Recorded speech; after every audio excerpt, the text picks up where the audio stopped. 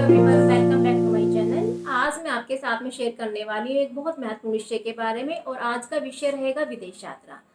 अगर आप विदेश जाकर के सेटल होना चाहते हैं, विदेश यात्रा करना चाहते हैं, या विदेश में जाकर के उच्च शिक्षा प्राप्त करना चाहते हैं, तो इसके लिए सबसे पहले बर्थ चार्ट के 12th, 9th, 8th और 3rd हाउस पर विचार किया जाता है। जन्म कुंडली के 12th हाउस को विदेश का घर यानी विदेश का भाव माना गया है। तो विदेश यात्रा के योग के बारे में विचार करते समय 12th हाउस और 12th हाउस की स्थिति पर विचार किया जाता है। उसके बाद 9th हाउस लंबी यात्राओं का भाव है, तो 9th हाउस और 9th हाउस के लॉर्ड पर विचार करना अनिवार्य है। और उसके बाद में 8th हाउस विदेश यात्रा और समुद्री यात्राओं का भाव है। तो 8th हाउस के स्वामी ग्रह और 8th हाउस पर विचार करना बहुत आवश्यक है। थर्ड हाउस छोटी यात्राओं का भाव है, तो 3rd हाउस और 3rd हाउस के स्वामी ग्रह पर विचार करना अनिवार्य है। इसके अलावा लगन और 4th हाउस का भी विदेश यात्रा, लंबी यात्राएं, छोटी यात्राएं में या विदेश में सेटल होने की जितनी भी ये गतिविधियां होती हैं, इनमें बहुत ज़्यादा महत्वपूर्ण स्थान है। यदि बर्थ चार्ट में 12th हाउस व 12th हाउस के लॉर्ड, 9th हाउस व 9th हाउस के लॉर्ड, 8th हाउस व 8th हाउस के लॉर्ड, 3rd हाउस व 3rd हाउस के लॉर्ड का आपस में किसी भी प्रकार से संबंध बनता है, चाहे वो युति संबंध है, दृष्टि संबंध है या राशि परिवर्तन से संबंध है, तो ऐसी स्थिति में व्यक्ति के विदेश जाने के योग बनते हैं। विदेश यात्रा के कारक ग्रह सूर्य, चंद्रमा, राहु, केतु को माना गया है। साथ ही साथ विदेश यात्रा के बारे में विचार करते समय 4th हाउस पर भी विचार करना बहुत आवश्यक होता है।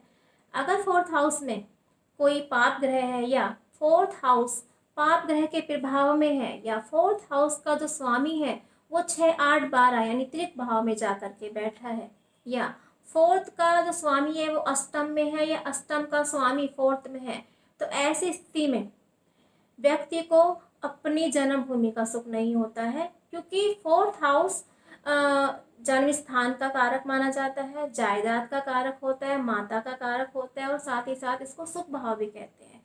अगर 4th हाउस पर किसी भी तरह का पाप प्रभाव है, या 4th हाउस पीड़ित है, या 4th हाउस का स्वामी ग्रह 6, 8, 12 में बैठा है, तो ऐसी स्थिति में ऐसे व्यक्ति को अपने जन्मभूमि का सुख प्राप्त नहीं होगा, और वो विदेश में जाकर के सेटल हो जाएगा। इसके अलावा आपकी बर्थ चार्ट में यदि 8th हाउस के स्वामी ग्रह का दृष्टि संबंध, या 8th हाउस का स्वामी ग्रह 4th में जाकर बैठ जाता है, या लगन का स्वामी 12th में चला जाता है, और अगर वो लगन का स्वामी चंद्रमा है, मान लो वृष लगन की कुंडली है और उसका स्वामी चंद्रमा 12th में जाकर बैठ जाता है, या 4th हाउस में कोई पाप ग्रह या सेपरेटिव प्लैनेट बैठ जाता है, तो ऐसी स्थिति में व्यक्ति विदेश जाने वाला, विदेश यात्रा करने वाला और विदेश में सेटल होने वाला व्यक्ति बन जाता है। इसके अलावा यदि 8th का लॉर्ड और 4th हाउस का जो लॉर्ड है, यानी 8th हाउस का जो स्वामी ग्रह है और 4th हाउस का जो स्वामी ग्रह है, ये दोनों ग्रह आपस में युति करके 12th हाउस में बैठ जाए, तो ऐसा व्यक्ति अपने देश को छोड़ करके विदेश में सेटल होने वाला व्यक्ति बन जाता है। इसके अलावा कुछ अन्य महत्वपूर्ण योग भी होते हैं, जैसे 1st हाउस का लॉर्ड 12th हाउस में, क्योंकि 1st हाउस हम खुद होते हैं। 1st हाउस यानी लगन को तनु भाव भी कहा जाता है, और 12th हाउस विदेश यात्रा का भाव है। और जब 1st हाउस 12th हाउस में 1st हाउस का जो स्वामी ग्रह है वो 12th हाउस में चला जाएगा, तो ऐसी स्थिति में विदेश यात्रा के योग बनते हैं। उसके अलावा 4th का लॉर्ड 12th में, 9th का लॉर्ड 12th में, अगर 9th का लॉर्ड 12th में है, तो ऐसे जो योग हैं वो व्यक्ति को विदेश में लगातार यात्रा करने वाला बनाते हैं। इसके अलावा 10th का लॉर्ड 12th में, यदि 9th का लॉर्ड 10th में और 10th का लॉर्ड 12th में है, तो ऐसी स्थिति में व्यक्ति अपने कर्म को लेकर, अपने काम को लेकर, अपनी उच्च शिक्षा को लेकर विदेश यात्रा करेगा या विदेश में जाकर सेटल होगा।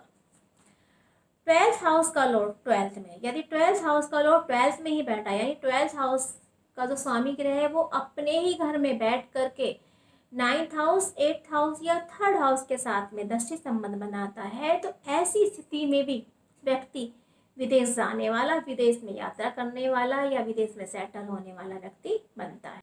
विदेश यात्रा के कारक ग्रह सूर्य, चंद्र, राहु, केतु और गुरु को माना गया है। विदेश यात्रा के योग पर विचार करते समय कुंडली में 12th house, 9th house, 8th house, 3rd house पर विचार किया जाता है और साथ ही साथ 4th हाउस और लगन पर भी विचार करते हैं। विदेश यात्रा, विदेश में सेटल होने या विदेश में उच्च शिक्षा प्राप्त करने के योगों को अच्छे से समझाने के लिए मैं आपके साथ में एक कुंडली शेयर कर रही हूँ, जिसे आप स्क्रीन पर देख पा रहे हैं। स्क्रीन पर दिख रही कुंडली वृष लगन की है। आप देख सकते हैं वृष लगन का जो स्वामी ग्रह है वो शुक्र छोटी यात्रा यानी 3rd भाव में जाकर के बैठा हुआ है और 3rd हाउस का लॉर्ड 3rd हाउस में 4 नंबर की राशि है जो कि होती है कर, और इसका स्वामी ग्रह चंद्रमा लगन में अपनी उच्च राशि वृष पर बैठा हुआ है। यानी 1st हाउस का स्वामी ग्रह 3rd में और 3rd हाउस का स्वामी ग्रह अपनी उच्च राशि पर लगन में विराजमान है। तो ये राशि परिवर्तन जो 1st हाउस का जो स्वामी ग्रह 3rd में है और 3rd का स्वामी ग्रह जो 1st में है, ये इंडिकेट करता है कि इस व्यक्ति की कुंडली के अकॉर्डिंग जब जब शुक्र और चंद्रमा की दशा अंतरदशाएं आएंगी तो ये व्यक्ति छोटी छोटी यात्रा करने वाला व्यक्ति होगा। उसके बाद स्क्रीन पर दिख रही कुंडली में हम 4th हाउस पर नजर डालेंगे। 4th हाउस में 5 नंबर की राशि है जो कि सिंह राशि होती है और सिंह राशि का स्वामी ग्रह होता है सूर्य। आप देख सकते हैं कि 4th हाउस में सूर्य अपनी ही राशि पर विराजमान है और सूर्य की सप्तम दृष्टि 10th हाउस यानी कर्म भाव पर पड़ रही है और 10th हाउस में भाग्य शनि अपनी ही राशि पर विराजमान है और शनि की जो क्रूर दृष्टि है वो 4th हाउस पर पड़ रही है। 4th हाउस हमारी कुंडली में शुभ भाव होता है, हमारी जन्मभूमि होता है, हमारे माँ का भाव होता है, हमारी जमीन जायदाद, हमारी प्रॉपर्टी, चल अचल संपत्ति का भाव होता है। अगर 4th हाउस में कोई सेपरेटिव प्लैनेट या पाप ग्रह या कोई भी नेगेटिव प्लैनेट या कोई भी पाप दृष्टि से ये अगर दूषित हो जाता है 4th हाउस, तो ऐसी स्थिति में उस व्यक्ति को अपनी जन्मभूमि का सुख नहीं रहता है। कहने का मतलब ये है कि इस कुंडली में सूर्य अपनी ही राशि पर है और सूर्य एक सेपरेटिव प्लैनेट है, तो और साथ ही साथ भाग्य शनि की शत्रु दृष्टि सूर्य पर पड़ रही है।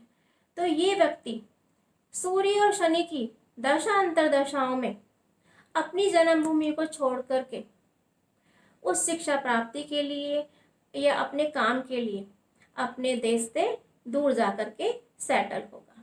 1st house, 3rd house, 4th house के एनालाइजेशन के बाद में अब बात करेंगे हम स्क्रीन पर दिख रही कुंडली के 8th व 12th हाउस के बारे में। 8th हाउस में विदेश में बसने का भाव है और 12th हाउस में विदेश में बसने का भाव है, यानी विदेश यात्रा का भाव है। इस बर्थ चार्ट में 8th व 11th हाउस का स्वामी ग्रह गुरु, साथ ही साथ 12th व 7th हाउस का स्वामी ग्रह मंगल पंचम भाव में युति करके एक साथ विराजमान है। यानी 8th हाउस और 12th हाउस का जो युति संबंध है वो कहाँ बन रहा है? 5th हाउस में। और अगर आप ध्यान से देखेंगे तो वहाँ पर मंगल और गुरु के साथ में, यानी द्वादशेश और अष्टमेश गुरु व मंगल के साथ में 2nd हाउस का स्वामी बुध जो कि पंचम भाव में अपनी ही राशि पर विराजमान है। ये तीनों ग्रह युति करके बैठे हुए हैं। तो ये तीनों ग्रहों की युति इंडिकेट करती है कि मंगल और गुरु की दशा और महादशा में ये व्यक्ति उस शिक्षा के लिए विदेश यात्रा कर सकता है, विदेश में जाकर बसने वाला हो सकता है, विदेश में सेटल होने वाला हो सकता है। और अगर 12th का या 8th का संबंध 7th हाउस से किसी भी तरह से बनता है तो ऐसी स्थिति में व्यक्ति की जो शादी है वो किसी NRI से हो सकती है, वो विदेश में जाकर के सेटल हो सकता है। इसके अलावा ये बहुत सारे छोटे छोटे बहुत सारे योग होते हैं हमारी कुंडली में, बट 5-7 मिनट की इस वीडियो में सारे के सारे योग के बारे में डिस्कस करना पॉसिबल नहीं है। और वीडियो के एंड में मैं इतना ही कहना चाहूँगी कि अगर आपको मेरा वीडियो अच्छा लगा, मेरे द्वारा दी गई जानकारी आपको पसंद आई, तो प्लीज़ मेरे चैनल को शेयर करें, सब्सक्राइब करें, लाइक करें। नमस्कार।